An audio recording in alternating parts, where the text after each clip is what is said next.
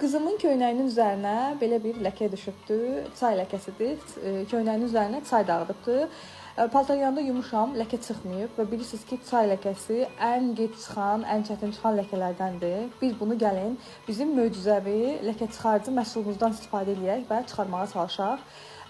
Ləkənin üzərinə görürsünüz ki, bir qədər əlavə edirik və isti qaynayan suyu əlavə edirik köynəyin üzərinə və bir müddət gözləyirik. 5-10 dəqiqə deyək də, hardasa gözləyirik və gözlədikdən sonra gəlin nəticəyə baxaq. Gördüyünüz kimi nəticə göz önündədir. Necə tərtəmiz edibdir köynəyi.